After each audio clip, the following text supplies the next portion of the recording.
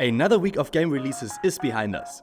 In today's episode of the Plitch Weekly Rewind, we'll be exploring the sequel to Hellblade and present a Souls-like game that you might not have heard about. Let's not waste any time and jump right in.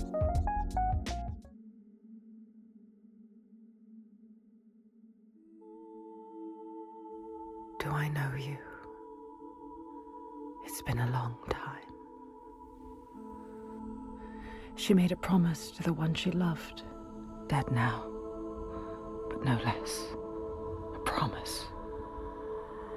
Not one soul more would suffer as he had. She carries him in her heart.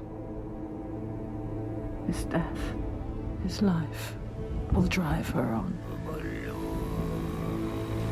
She will forge a purpose from his death, make meaning from the pain. It took Ninja Theory 7 years, but the sequel to the 2017 released Hellblade, Senua's Sacrifice, is finally here.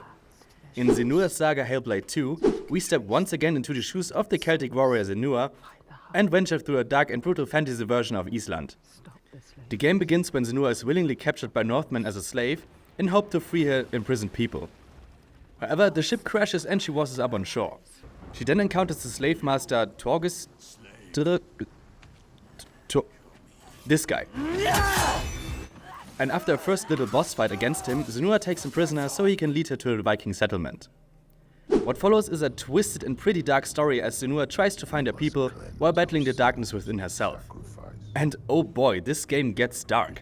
Not only in its visuals, but also in what is presented on the screen. Your mother sinned and was sacrificed. Of course, for those who have played the first game, this shouldn't be a surprise, but Hellblade 2 manages to crank up its dark and gritty world to 11. Sadly, however, the story falls a bit flat in comparison to the first game, and doesn't hold any significant punches. No spoilers, of course. What doesn't fall flat, however, is its presentation. Yes, Hellblade 2 is a damn good looking game. The beautiful lighting, texture work and sound design make for a truly cinematic experience. I mean, just listen for yourself.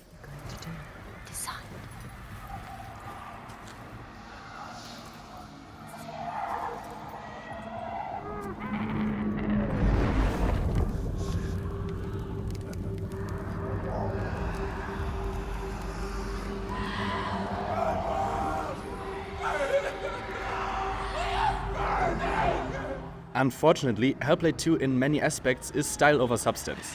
Although the game looks photorealistic at times, it plays like an interactive movie.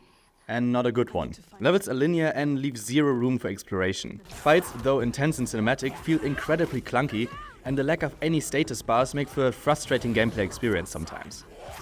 So, is Hellblade 2 nothing more than an 8-hour-long tech demo? Surely not. The game offers a good story and it tells it pretty well. Unfortunately, it comes at a cost of interesting gameplay. Luckily, with Plitch Trainer, you can mix up Hellblade's gameplay loop a bit. The trainer offers mods such as God mode for Senua, but also some hardcore cheats to make fights more difficult.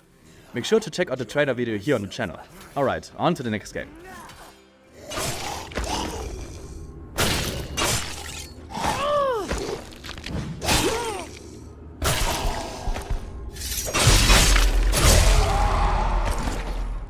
Let's transition from a dark and gritty fantasy to another dark and gritty fantasy game. Okay, maybe not that dark. Morbid, The Lords of Ire is a 3D Souls-like action-adventure and the sequel to the 2020 released Morbid, The Seven Acolytes.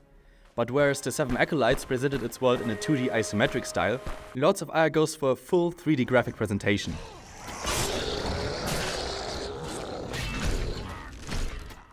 Okay, so far so good, but what's the game about? The story takes place in the world of Mornia, where a horrific plague has given rise to mutated beasts that must be slaughtered to stem the spread of corruption. You play as the last Shriver, a powerful warrior trained to fight evil. Lords of the Ire continues the story of, well, the Shriver, still on her journey to take down the evil forces. Alright, the game certainly has that Souls-like story down. Let's talk about gameplay. If you played any titles like Dark Souls or Lies of P, Lords of Ire will feel instantly familiar. We control the character in third person as we wander through ruined castles, tombs and cities. Besides that, we can also rest at altars, which are the equivalent to the bonfires in Dark Souls. The game lets us attack with a fast and strong attack, as well as a guard break function to break the enemy's defense. Another interesting feature is the sanity bar that increases the more damage we take, so it's another factor that we have to keep in mind while engaging in fights. Overall, however, Mordbid sticks pretty close to the classic Souls-like formula and doesn't offer a whole lot of interesting mechanics. But for fans of Dark Souls or Bloodborne, there might still be some fun to be had here. And if you decide to check the game out, also make sure to check out the Plitch trainer for it, which allows for an easy kill mod, a function to refill your stamina, and lets you add unlimited skill points. Of course, there's also a trainer showcase for it here on the channel. And that wraps up this episode of the Plitch Weekly Rewind. If you enjoyed the video, don't forget to give it a thumbs up and leave a comment down below. And if you want to take your gaming journey to the next level, make sure to visit Plitch.com and find mods for all your favorite games. See you next week!